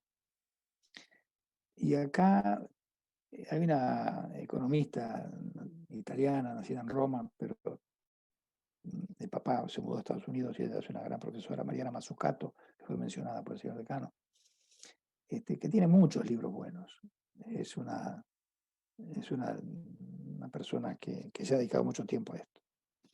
Y ella analiza, por ejemplo, digamos, cómo se debe ir por el Estado debe tomar misiones. Pero antes que eso, debemos recordar que en Estados Unidos, que digamos, se supone que es un país, digamos, de economía de mercado, en fin, un paladín de la economía de mercado, tenemos que desmitificar algunas cosas. Así como aclaramos que Occidente fue un pedacito de la historia de la humanidad, el hegemónico, tenemos que también tener claro que Internet, por ejemplo, se desarrolló a partir de un pequeño proyecto que lo desarrolló un ARPANET, que era un departamento del Ministerio de Defensa de los Estados Unidos. Después fue a Silicon Valley, pero Silicon Valley, los muchachos de Silicon Valley, que eran muy talentosos, por cierto, no hubieran podido desarrollarlo si el Estado no hubiera dado. ¿Qué pasa? La innovación, usted lo entiende muy claro, es más incierta, ¿no es cierto? Irónicamente, los bancos, por ejemplo, le prestan a una empresa que está en que está en la revolución de las cantidades. ¿Cuántos años hace que está? Produce lo mismo. Yo ya sé que si está en la revolución de las cantidades, esa empresa o ya la vendieron o la van a vender o va a tener problemas. Ahora, si yo llego a la empresa, clínicamente siempre, no agarro el lápiz todavía, y veo que los dueños o la dueña son gente que está entendiendo el mundo cómo va, que tiene innovación, que tiene sentido de la creatividad, que está moviéndose todo el tiempo. Yo sé que ese paciente se me salva, el otro no se me va a salvar. Irónicamente,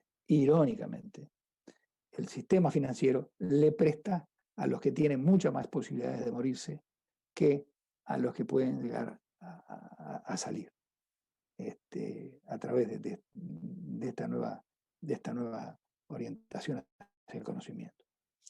La biotecnología, siguiendo con el papel del Estado, el 75% de las moléculas, el 75% de las moléculas nuevas, entre ellas modernas, parten del National Institute of Health, el Instituto Nacional de Salud, donde trabaja un famoso doctor, Anthony Fauci, que se enfrentó muchas veces al presidente saliente de los Estados Unidos, Trump. El Estado fue fundamental también para desarrollar toda la informática a través del Ministerio de Defensa, DARPA, este departamento. Digamos, que trabajó en la fabricación de chips, que después lo pasó a una universidad y después ahí a Intel. Después el programa de innovación de la pequeña y mediana empresa también arranca del Estado. O sea, acá es donde vemos una relación sector público y sector privado, un maridaje muy, muy interesante, pero dando a veces el primer paso en la medida posible. Sabemos que hoy estamos en grandes problemas. El sector público. Y, digamos, hasta la nanotecnología fue desarrollada por un pequeño grupo de científicos que impulsó una fundación, digamos, estando en el gobierno, el presidente Clinton en 1999, la Fundación Nacional para la Ciencia, y así sucesivamente. ¿Qué quiero decir con todo esto? El mensaje, ¿cuál es? Que los grandes temas que hoy vemos desarrollados en productos de alta innovación tienen su base de los elementos centrales innovadores, el aporte del Estado que tuvieron. ¿Está claro? Esto ha sido lo normal en casi todos los países. No quiere decir que no se pueda hacer de otra forma. De hecho, en la situación actual, el Instituto Pasteur, como ustedes saben, estoy vinculado, termina de inaugurar el primer Venture Builder del Uruguay, que se llama Lab Plus, y es con fondos privados. Pero ustedes tienen que ver el talento de esas chicas y esos chicos jóvenes, que a veces con remuneraciones que no son acordes al talento que tienen, y la desesperación es que no se vayan y que tengan posibilidades de crecer y de hacer crecer al país. Pero entonces hubo que crear un venture builder para que ellos puedan desarrollar sus productos y llevar adelante innovaciones y demás. Todo esto tiene un lado oscuro. No sería leal con ustedes, y no es mi característica, si no muestro también que tiene un lado oscuro, que hay que mencionarlo. Un lado oscuro, vamos a suponer dos lados oscuros, porque no quiero alargar la charla más de lo que tiene que alargarse. Este lado oscuro tiene un lado oscuro económico, que tenemos que tener cuidado de que no pase que gente quede por fuera del mercado al irse desarrollando una nueva sociedad. El Estado tiene que tener políticas de reentrenamiento muy potentes acá. Y también tener cuidado con la distribución del ingreso. Vuelvo a insistir en este tema. Fíjense que en los años 60 leía un artículo de Paul Krugman los otros días, que tomaba la información oficial. En el año 60, la diferencia entre un CEO de una empresa y un empleado normal o una empleada normal era 20 veces. En las empresas de alta tecnología hoy día esos números son de 1 a 300. De 1 a 300. Entonces,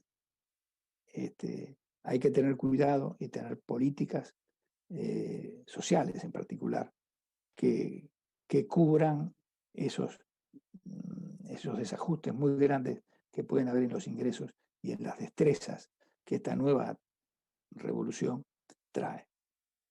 Y el segundo lado oscuro que quiero tocar muy brevemente, pero que no es menor, tiene que ver con la salud, en particular la salud mental. Empiezan a agudizarse algunas disfunciones, la depresión, ¿no es cierto? Cuando una persona se siente muy baja, ¿no es cierto? Con síntomas con tristezas, con desesperanza, con cambios en los hábitos alimentarios, con un sueño perturbado, cansancio constante, etcétera, etcétera, una incapacidad para divertirse y con pensamientos siempre no agradables. Hoy día es muy grande. Las proyecciones de la Organización Mundial de la Salud de la depresión son muy grandes. Quiere decir que acá también hay que poner el énfasis.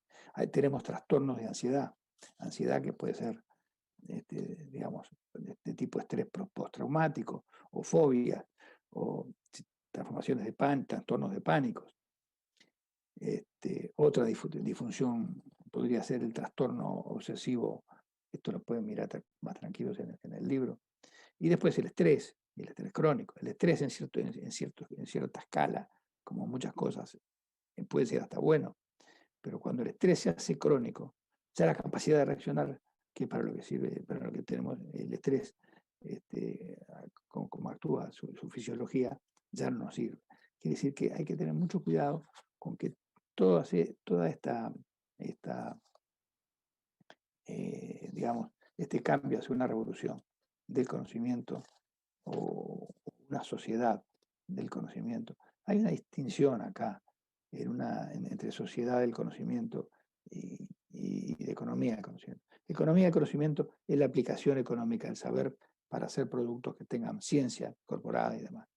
Ya, la sociedad del conocimiento es cuando se democratiza el conocimiento y ya las sociedades opinan hacia dónde debe ir el conocimiento. Pero esto es un tema que no está tan abordado. Ahora, todo esto está muy lindo, pero a mí me gustaba terminar en el libro. Bueno, ¿y cómo vamos hacia eso? ¿Cómo se concreta esto? Si no, me acordaba del profesor de la Universidad de California, en Los Ángeles, cuando agarró mi pequeño paper. Bueno, yendo a la arena, toqué 3 puntos por tocar 3 puntos, que uno son la microestructura, y ahí tenemos el caso típico de los startups y los venture builders, que por ahora el único que tenemos es el del Institut Pasteur con el Laplace, pero si hubiera 20 Laplace, 20 venture builders sería mucho mejor. Israel tiene miles de startups, está claro, y ahí está la riqueza, ahí está la riqueza. Después tenemos la finanza de la innovación. La finanza de la innovación tiene sus características particulares que darían para mucho, darían para una sesión entera, mucho más de una, pero digamos, son finanzas distintas, finanzas más pacientes, finanzas que tienen que ser, ¿cómo podría decir?, con un gran compromiso. Aquí sí tenemos que aplicar Portfolio Theory en la versión ya sea original o en versiones corregidas, porque ¿qué pasa?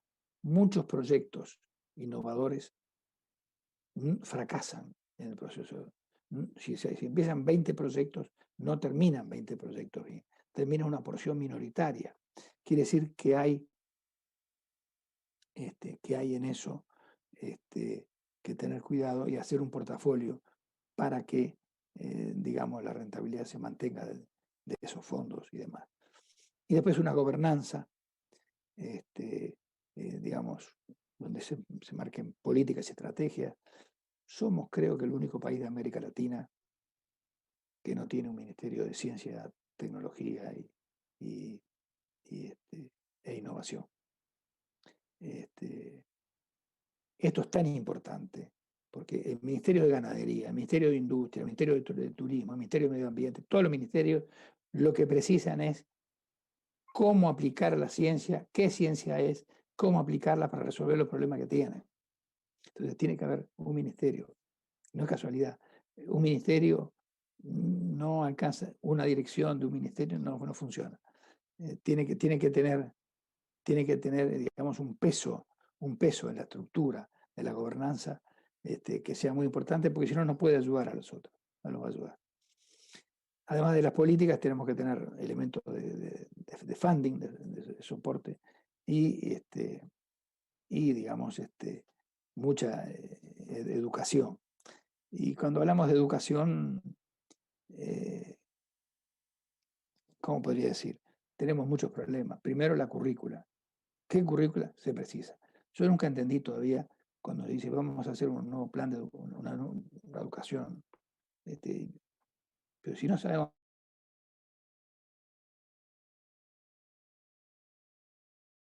el rumbo, no puede generar una currícula tal que sirva para ese objetivo que la nación, los conglomerados, los colectivos nacionales dijeron, es este el rumbo. Entonces, si este es el rumbo, lo que tienen que aprender es esto, además de en fin, lo que es la cultura general y demás, y humanística y demás. No se enseña, esto involucra también a los maestros y profesores y demás, y no tenemos, no se estudia la creatividad. La creatividad no existe. La creatividad, la palabra creatividad es una palabra que está en el diccionario, pero no está en la educación. Más aún, si un chico es creativo, es probable que tenga dificultades en la enseñanza. Y esto siempre lo digo, es imposible pintar con la belleza.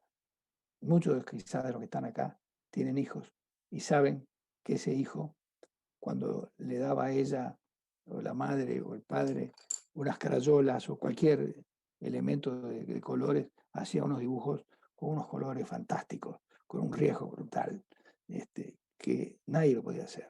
El gran Picasso, ¿no es cierto?, uno de los más grandes artistas del siglo XX, dijo, bueno, ante una pregunta, si le gustaría pintar como un niño, dice, ¿cómo no me va a gustar? Me dice, me llevó 8 o 9 años a acercarme a pintar como los genios del Renacimiento, y tengo más de 80 y nunca más pude pintar como un niño. O sea, ¿qué quiere decir eso? Que a medida que va avanzando la educación, como que se le va limando, ¿no es cierto? Y lo que hay que estudiar son fórmulas y taxonomía y definiciones que en vez de hacerlos pensar y hacerlos crear, también con fórmulas y demás, porque la van a utilizar, pero digamos, lo fundamental es que tengan una forma de pensar diferente. Está la famosa anécdota, y con esto termino esta parte de esta anécdota. Es el profesor Rutherford, era premio Nobel de Química, un hombre muy conceptuoso, muy considerado en Gran Bretaña. Premio Nobel de Química, de Física. Y daba clases, teníamos alumnos, que eran unos aviones. Uno de ellos en particular era, como a mí me han tocado también algunos en mi carrera, y va al examen, él no estaba examinando, estaba por allí haciendo cosas, y estaban examinando los colaboradores de él, ¿no? Lo que acá sería un grado 4, un grado 3, estaban examinando. Entonces, la pregunta que le hacen a este estudiante, que era el mejor de la clase, es, a ver, yo te doy un barómetro, que mide la presión, ¿no es cierto? Un barómetro, y yo quiero que con un barómetro, ¿cómo tú medirías la altura de un edificio? El muchacho viene, muy suelto el cuerpo, y dice, muy simple, me compro un hilo grueso que aguante, subo hasta el último piso, desde la azotea, lo ato, lo tiro, después bajo, mido donde fue, levanto, mido lo que tenía la cuerda, y esa es la altura del edificio. Los profesores desorientados, ¿no? Dicen, ¿cómo hace esto? ¿Y cómo nos va a decir esto? Y sabe, y sabe, sí que sabemos que sabe. Pero a ver, ¿qué otra fórmula tendría? Le dicen los profesores. A ver, como diciendo, fulano, reacciona porque nos vas a poner en problemas. Dice, bueno, otra forma sería medir el ángulo, poner el barómetro y medir el ángulo de la sombra a determinadas horas del día, hago el cateto, la hipotenusa, y ahí yo calculo la altura del edificio. Y ya estaban muy nerviosos, ¿no? ¿Y qué otra forma hay? Y otra, la última que se me ocurría. Me llamaría al portero del edificio y le diría, dígame, ¿le gusta este barómetro? Sí, mucho. Es un barómetro muy lindo. Bueno, ¿cuánto me da por el barómetro? Y bueno, tanto. Sí, pero yo se lo doy si usted me dice la altura del edificio. Me dice la altura del edificio y yo voy y se lo digo a los profesores, y con eso aprueban el examen. Los profesores, que sabían que era un talento muy superior, que ahora le voy a decir el nombre de quién era, van a buscar a Rutherford, ¿no? Van a buscar a Rutherford, que andaba por ahí por los patios. Profesor, venga, tenemos un lío acá con este alumno que está contestando cosas muy originales, pero no. Entonces, van a hablar con Rutherford. Rutherford viene, hola, ¿cómo estás? Muy bien. Es un tipo muy amable, Rutherford. A ver, contame un poco esto con un barómetro, cómo calcular la altura. Tomá, acá tenés una tiza, mostrámelo, si podés, hay apuro, tomó tranquilo. Rutherford no sabía qué estaba pasando. Y vino, desarrolló todo con una solvencia inusual. Perfecto. Entonces, termina el examen, le dice, decime una cosa, ¿por qué cuando vine yo vos me mostraste exactamente la fórmula? Y antes te pasaste diciendo distintas formas de buscar una solución, algunas más originales que otras más graciosas que otras, pero que no era la que habíamos dado en el curso. Y le dijo, pero, profesor Rutherford, usted el primer día de clase nos enseñó a que todo lo que él dijera, ustedes tenían que buscar de hacerlo de una forma distinta. Usted nos intentó enseñar el primer día que hiciéramos cosas diferentes, que recibiéramos sus enseñanzas, pero a partir de ellas hicieran cosas diferentes. Entonces a mí se me ocurrieron todas esas. No es culpa mía. Bueno, andate, por supuesto, salud. Este alumno era nada menos que el danés Niels Bohr, digamos, el generador de la física cuántica, en esa historia famosa con Rutherford de cómo hay que alentar a los estudiantes, y se le fue la mano y se pasó por allí, y se fue allí. De manera que Uruguay deberíamos entrar en una economía, y estoy cerrando, en una economía, digamos, muy, que tenga una mayor cantidad de conocimiento aplicado en su producción. Que se pueda avanzar por fases sucesivas. Yo diría que las sociedades evolucionadas, y con esto cierro, maduras, se destacan por comprender los desafíos que enfrentan ante cambios de contexto y actúan en consecuencia. No tengo dudas que Uruguay tiene un grado de madurez y grandes ventajas. Esto es lo que más me entusiasma de Uruguay, lo que más me apasiona. Acuérdense que el éxito en estas cosas está, y en los estudiantes siempre lo que yo busco es que unan su talento con su pasión, O sea, la creatividad que tengan con su pasión, que es lo que no se da en la enseñanza, en particular en los primaria y secundaria. Uruguay es un país de muy baja corrupción. Uruguay es el menor de América Latina. Es uno de los pocos países del mundo, por supuesto, por encima de Estados Unidos y de varios europeos, como democracia plena. Es un país que tiene, digamos, un índice de distribución del ingreso muy, muy importante, muy bueno. O sea, no cualquier tiene un índice de confianza pública muy bueno. Una confianza pública nacional e internacional, que fueron generadas por generaciones y generaciones que siguieron, y partidos que seguían por los gobiernos, y siempre se fue fortaleciendo esa confianza. No cualquier país puede ingresar en una economía del conocimiento. Hay que tener esas condiciones. Uruguay tiene esas condiciones. Tiene una gran cultura económica como para manejar bien los fundamentos macro, que son muy importantes, como hemos dicho. Entonces, teniendo eso, yo no tengo dudas que Uruguay tiene un grado de madurez como para comprender cuál es la estrategia a seguir. Y que estará, y acá tomo una frase de José Ortega y Gasset en un ensayo que hizo sobre la misión de las universidades.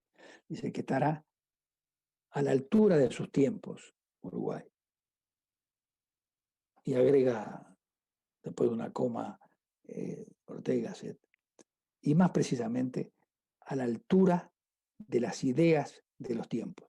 Y ya hemos visto cuáles son las ideas de los tiempos. Bueno, les agradezco mucho, ha sido un privilegio enorme poder estar con ustedes y imagínense que tuve que hacer una síntesis de algunos puntos que me parecieron importantes, todo lo que quieran hacer de preguntas y en la medida que las autoridades lo estimen pertinente, yo estoy a las órdenes. Muchísimas gracias. Nuevamente, un privilegio estar con ustedes.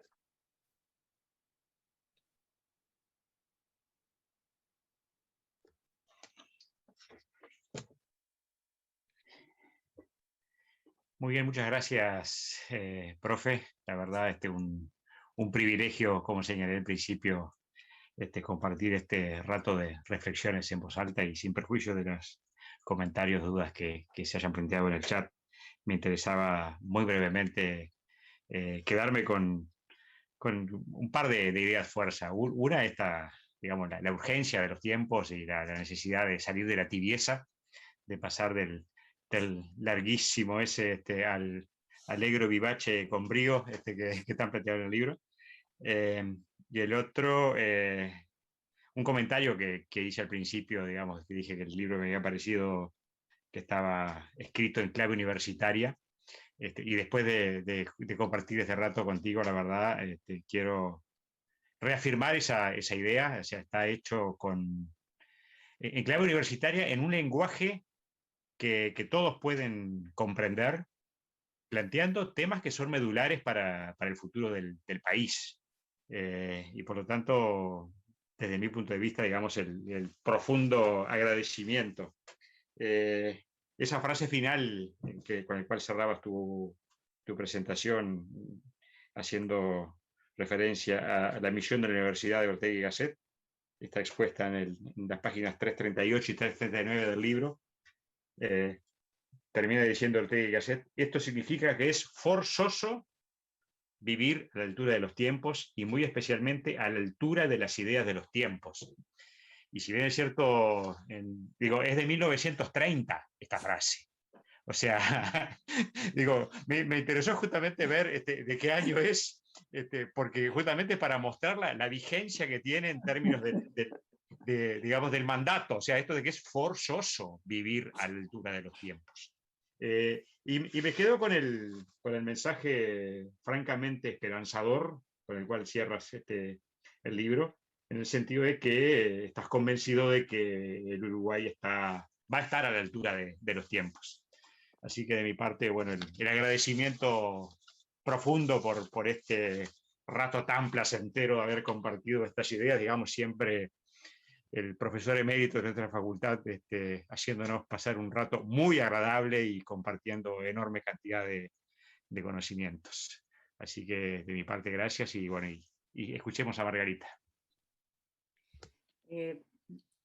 Bueno, en el mismo sentido que tú lo planteas, Jorge, yo quisiera decir, las personas, y en este caso es obvio, ¿no? Mi profesor, alguien que es inteligente puede plantear problemas o temas difíciles de una manera que sean comprensibles para todos. Y más allá del libro, la charla de hoy creo que ha sido absolutamente ilustrativa en ese sentido. No nos hemos perdido un segundo. Y un segundo porque todo ha sido absolutamente disfrutable, pero además creo que nos lleva a la reflexión permanente. O sea, creo que de acá todos vamos a salir pensando, reflexionando, y bueno, del lado, del lado educativo, creo que tenemos mucho para seguir avanzando y rápidamente. Pero bueno, quisiera comentarle al profesor Pascale, a Ricardo, hay muchísimos comentarios de agradecimiento, muchísimas felicitaciones, y alguna preguntita por ahí, voy a seleccionar una, porque ha despertado mucho interés, y dice, ¿cuáles serían las 3 primeras medidas que recomendarías que tomara el país hoy para comenzar a cortar la distancia hacia el objetivo de crecer, tomando en cuenta el futuro y el tiempo? Quiero aclarar que esta pregunta ya tiene un ratito de puesta en el chat, y quizás parte de su respuesta fue parte de la exposición hacia el final, pero no sé si igualmente querés hacer algún comentario.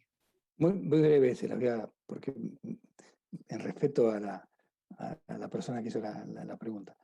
Primero, tenemos que adherirnos a la Organización Internacional de Patentes, que se llaman las patentes. De lo contrario, un investigador uruguayo que quiere hacer una patente le sale muchísimo dinero porque tiene que hacerla en otro país para que le valga en 170 o 180 países. Primero eso. Después, no sé si primero, pero digamos, de los 3, la educación centralmente, y después la gobernanza de la gobernanza. O sea, ¿cómo va a ser esto? ¿Va a haber un ministerio? ¿No va a haber un ministerio? ¿Qué papel juega la ANI? ¿Qué papel juega uno? En fin, ya hay mucho avance, se ha hecho mucha cosa. Entonces, bueno, usemos lo que hay hecho, ¿cómo serían las 3 cosas que yo haría? Pero el primero, un muchacho joven no puede pagarse una patente de una invención fantástica que haya hecho. Uruguay tiene que ingresar en el acuerdo internacional de patentes, que eso es una ley, por ley, decreto, que hubo un proyecto, si yo mal no recuerdo, en el periodo anterior. Y después no sé qué pasó, pero digamos, eso es muy importante, porque si no, todo esto está fenómeno, pero inventan cosas y no pueden, y tienen que ir a registrarla y les sale una fortuna. Esas serían 3 para empezar. Este, y muchas gracias por la pregunta a la persona que la hizo. Uno de tus alumnos dice: profesor, como siempre un gusto escucharlo. Quizás el mayor freno a este nuevo impulso es la inercia de parte del empresariado en las viejas prácticas. ¿Qué piensa de ello? Por ejemplo, el mundo de las finanzas en Uruguay, los tratos se siguen haciendo por teléfono y el mundo va por lo digital. Sí, sí, estoy de acuerdo totalmente con él. Y por lo digital y por y por el pasado. Se le presta a lo que sabemos que no tiene futuro. Eso es lo más importante. Y esos son write-offs, perdón, son cuentas malas, como era incobrables, ¿no es cierto, decano? Incobrables que después siempre ya sabemos quién los paga cuando hay un problema. Sí, totalmente de acuerdo, sí, totalmente de acuerdo. Estamos en una revolución anterior. Ahí por lo menos estamos, no 2, pero 1 atrasados. Bueno, muy bien. Yo también de mi parte quiero agradecer algunos comentarios y consultas con respecto al tema de las finanzas sustentables que anuncié, y ha habido algunas preguntas sobre cuándo van a ser los cursos y alguna información adicional. Les quiero decir que de acuerdo al cronograma de la maestría, esta materia está prevista en las 3 primeras semanas de agosto, a partir del 5, de la semana del 5, y no sería el mismo lunes 5 porque hay prevista una actividad importante ese día, pero serían los días subsiguientes. ¿Por qué no se los defino ya? Porque como ustedes entenderán, el enfoque en el cual hemos ido avanzando de traer los aportes que han hecho muchas empresas uruguayas, muchos organismos uruguayos, dificulta un poquito la agenda, y estamos trabajando fuertemente en eso.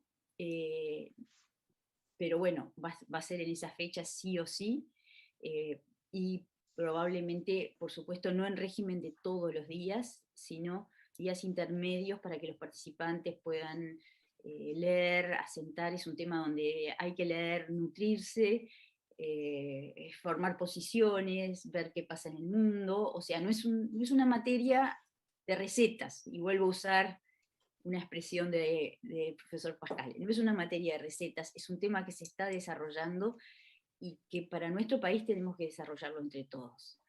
En la página web del Centro de Posgrados va a estar toda la información. Calculo yo que a partir de una semana, 10 días, ya en forma más definitiva. Y si no, se pueden comunicar al Centro de Posgrados y nos vamos a estar comunicando y contestando todas sus inquietudes, y desde ya agradezco todos los comentarios. Bueno, y finalmente,